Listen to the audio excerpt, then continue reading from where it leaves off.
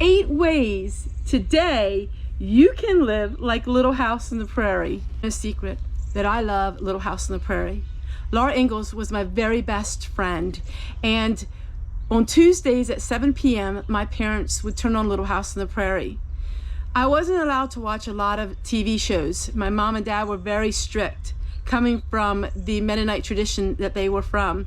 So Little House on the Prairie was something that I knew I could watch. We had so much fun. My mom would make my dad and I an ice cream cone. We would sit and eat our ice cream cone while watching Little House on the Prairie.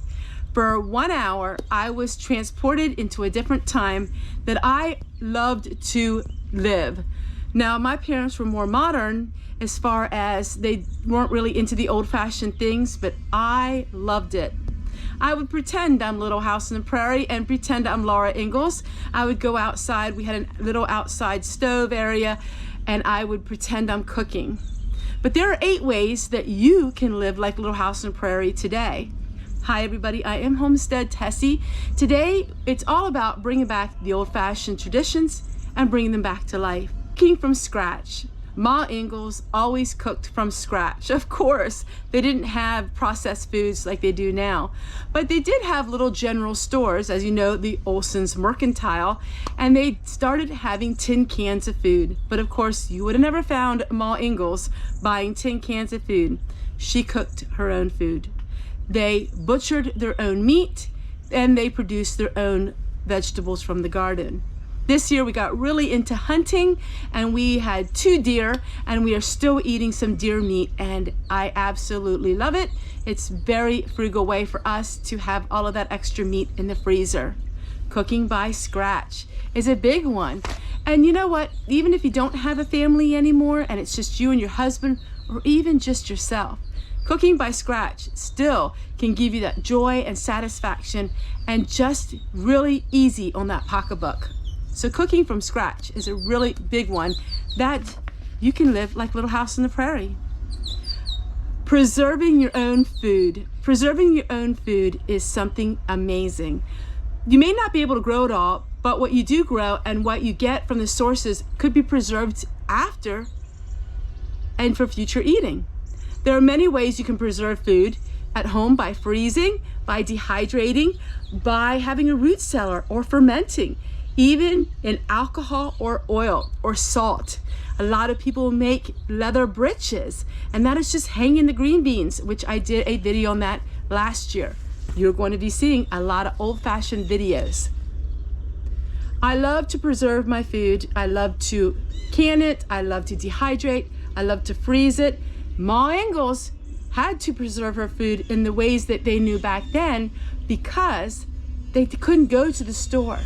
And if you read in the long winter how they actually almost starved because the winter went way into May, which was very unusual, and they were running out of their food. So it was very important to preserve their own food. Home canned food is very frugal. It's something fun to see all those beautiful jars of food on your shelf. It makes you feel like you're self-reliant, and it gives you a self-satisfaction and a job well done. Stocking up on the basics. They would head into town and they would stock on the basics. Flour, sugar, coffee, tea, all of these things were the basics. And it's so much fun going to the grocery store. I go about twice a year and I stock up on the things that I need. As you know, in my previous videos, I had years worth of food, and we are slowly consuming that food, and my stock ups aren't quite as much as they used to be, but I still love stocking up on things that I know I need. Heading into town for a stock up day. It's a fun thing, and it's just like Little House on the Prairie. Dry line your clothing the old-fashioned way. That is something they didn't even know what a dryer was. They didn't even know about electricity. Dry lining your clothes. I hang my clothes out every single season of the year. Dead of winter, it freeze dries. And if you listen into all the books and read the stories, how Ma would bring the frozen clothing in and they would thaw out So freeze drying. If in the wintertime, the clothes will dry outside, it freeze dries. And it's one way to get rid of the moisture. And I have always done that. So living like Little House on the Prairie, you line dry your clothing. Drying racks are amazing. We have one at our wood burning stove, and in the wintertime we use a drying rack as well. And that is always fun because it's a way that we can dry our clothes and it doesn't take any electricity. Learning to cook without power, learning to cook on an open fire. It's a fun thing to do. Now, I know not everybody can do that, depending if you live in an apartment, but most people can still cook on a little fire outside. And if you live in a development like I do, I live in a development. Now, this is a very old development, and the homes have more acreage to them than what some of the more consolidated ones do. But even in town, I had a best friend, and she lived in a small house in town. She raised chickens. Now, she did it a little bit on the covert style. You know, she didn't tell people she was raising chickens. But she had chickens, she canned, she did all of these amazing things on her little place in town. But she did all of it. I like Little House on the Prairie. I like the way I live. I like the way I feel. I like the way I have motivation when I think about it. I'm not too keen on the TV series now after reading all the books. Books don't dramatize it like the TV series do. Towards the end of Little House on the Prairie, it got into really soap opera type things, and I really am not into them type of subjects. It got more into other types of controversial subjects, but I really like the just basic living.